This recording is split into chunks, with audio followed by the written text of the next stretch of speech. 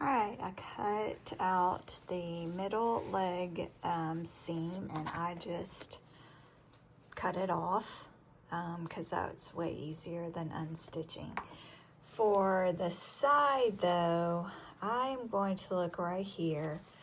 I always go to where they have reinforced the side, and that's where I stop when I'm putting in my side panels.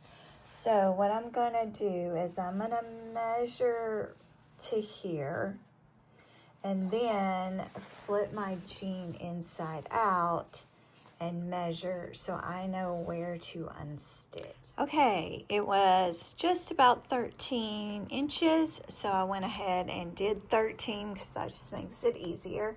And you can see it a little bit right here on the inside. That's where we don't want to go to on the outside. Sometimes you can see it on the inside. Sometimes you really can't see it, but you can tell where it's reinforced right there. I am going to unstitch to here, and then I'm going to go to my machine and just run a little stitch right here where this one already is, just right over it, just to reinforce so that that does not come unthreaded while we're messing with adding in a panel. All right, it is time to work on how big I want my side panel. So I've tried my skirt on here, and I decided that I want the bottom width of my triangle, my panel piece, to be about 5.5 inches total. So I'm gonna make it 6. That way I have a seam allowance on each side. I can make it even a little bit bigger if I wanted to. Whatever works for you. And this may be trial and error, okay? Especially if you've never done it on jeans or anything. So this is what I use my leftover paper for when I am printing PDF patterns at home. I'd leave all my extra sheets that I've misprinted, that were just blank, whatever, and then I tape them together and use them for projects like this. So I made a 6-inch line across the bottom here, and I drew a straight line up from the middle of it, so at 3 inches, and I did it at 14 inches because from here to here is 13. I definitely need a little bit of a tabby. I don't want it to be perfect up there. And you don't want to make a true triangle.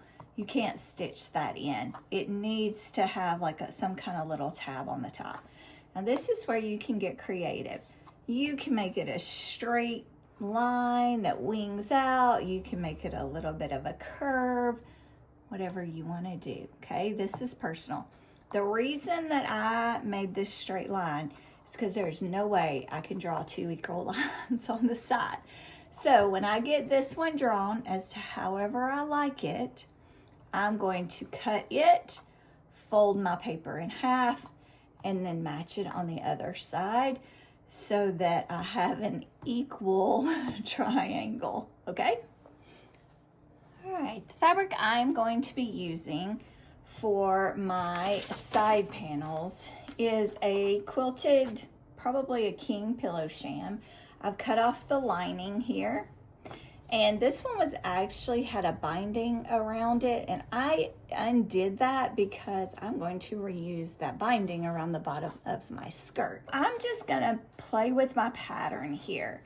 This is where your creativity comes in. Okay, I have cut my panel out, and I just did a quick serge across the bottom and across the top. I don't usually serge the sides because I'll serge them in with my side seams, but I may just want to leave it serged at the bottom, and that just keeps it from raveling but not having to hem it or anything like that. So just kind of depends on how you want to finish it, but I do the top. Sometimes I end up having to cut that top off. Sometimes it stays, whatever. Sometimes it's just easier. maybe not have to try to get that in the serger. Okay, if you want to, I've seen videos where people just pin it in like this and top stitch it. That works. If that's how you would like to do it, that is perfectly fine. I do mine, I pin it and do my right sides together and flip it, do my right sides together, just as if I was sewing anything else. So that's how I'm gonna do it right now. All right, I have it clipped in. I'm going to take it to my machine, and I told you that this pair of pants on the outside seam anyway was pressed open, which makes it easy in some ways, but then again a little harder in others because that's two different colors of fabric. So I've measured, this is over 1/2 inch. So I'm actually going to sew on this side of my fabric, and I'm just going to sew right there in that already pre-done seam so that I can have a nice straight line that hopefully very little or none of that dark fabric will show. Okay, I'm going to try my best to show you what no other video will show you when you're putting in a side panel of jeans, okay? And it's how you do this top. It was so trial and error because everyone kind of skips over that part. So I stitched up my one side here, and because this one did flip out, it's a lot easier. And I just stitched right up to that point where I had made that little stitch and come down to support this stitch when I opened the side seam up. So I just stitched up and just kind of met that. Here's my little line that I had made. I knew right there that that's where I was stopping. Okay, now when I come to do the other side, I'm gonna start at the bottom so that my hem works out even. And I'm gonna start clipping a little ways here.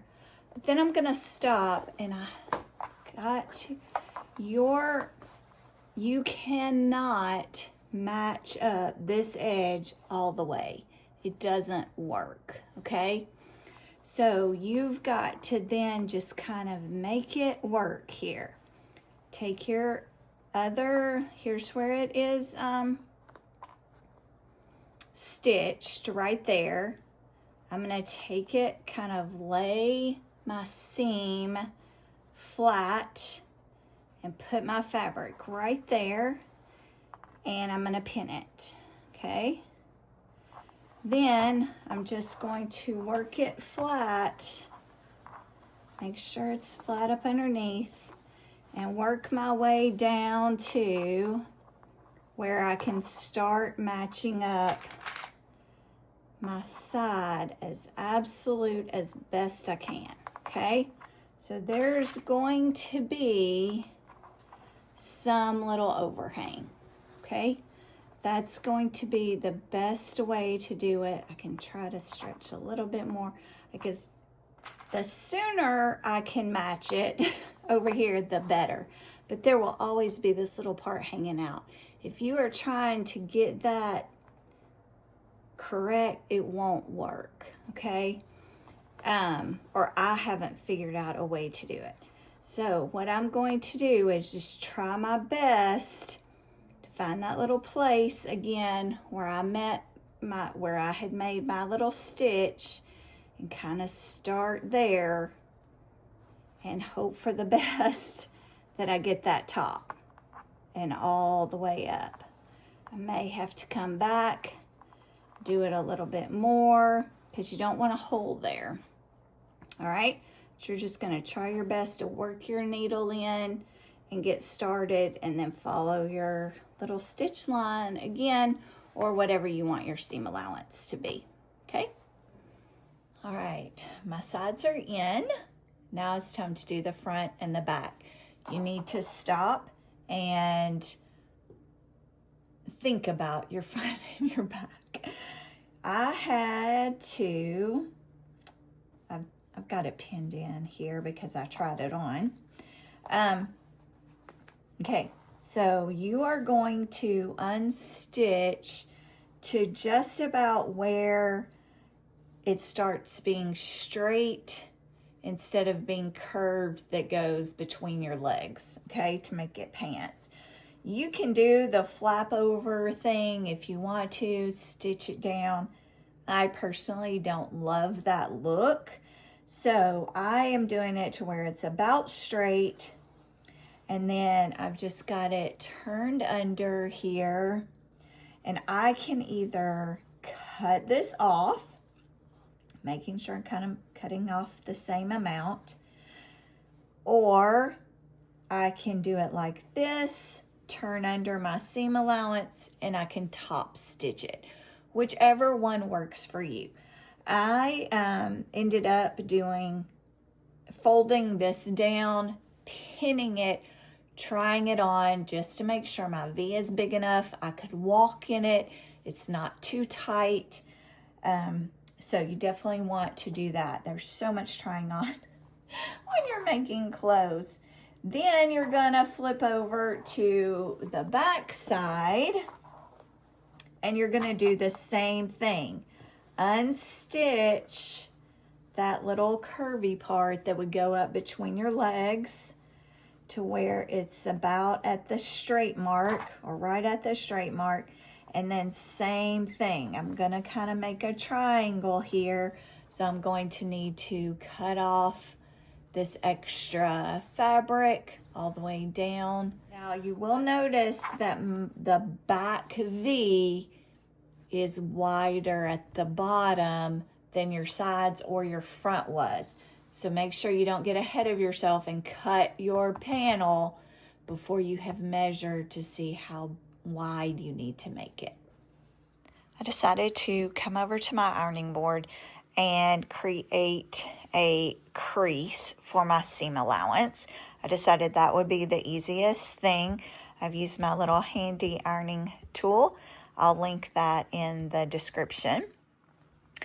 All right, I did a 1/4 inch all the way up to here. This is my extra part. That was the part that goes between the legs of jeans. And so I can continue and cut this and make my 1/4 of an inch seam allowance go all the way up now.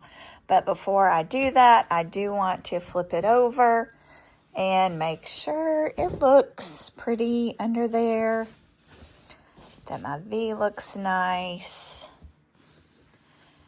And I think that it does, and that it will look pretty when I'm done and I've added in that panel. So I wanted to check that before I cut anything off, that that's going to look okay. I've now trimmed off that excess. I also trimmed off that little bit of bulk right there that was on the seam. I'm gonna go stitch this just a little bit just to make sure that that part doesn't unravel, and then I'm gonna put in my panel. I cut my panel piece here and realized it is going to be way too big for it to go in straight. So I'm gonna work on that a little bit and I'll show you what I'm gonna do. Okay, I've got it lined up, my little line.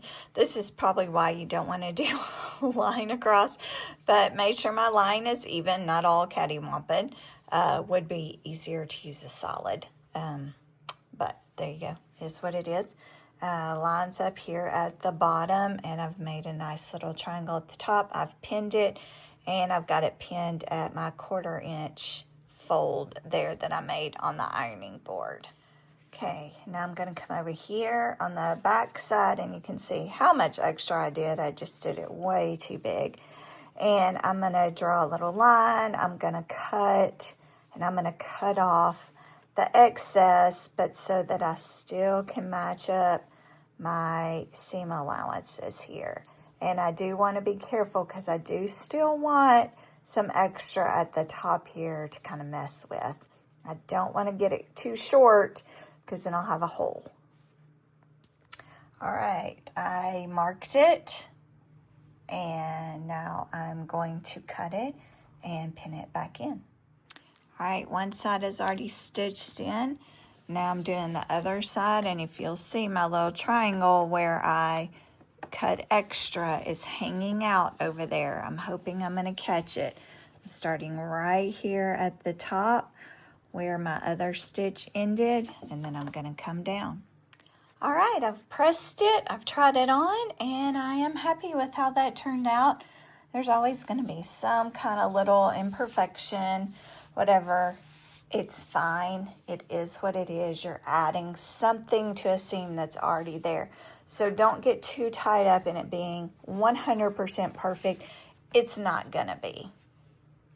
All right, now that all my panels are in, I'm just gonna show you what they look like on the inside. Your stitches should basically meet right here into a triangle, and then I've cut off any little extra that was hanging off and kind of even them up, and I'm gonna take it to the serger and serge this. If you don't have a serger, you could use pinking shears, or you could use a little zigzag stitch on your sewing machine, but I'm just gonna serge that edge so it doesn't ravel. All of my seams are now serged, and I chose not to top stitch, but if you wanted to add that extra element, by all means do that. This is your project.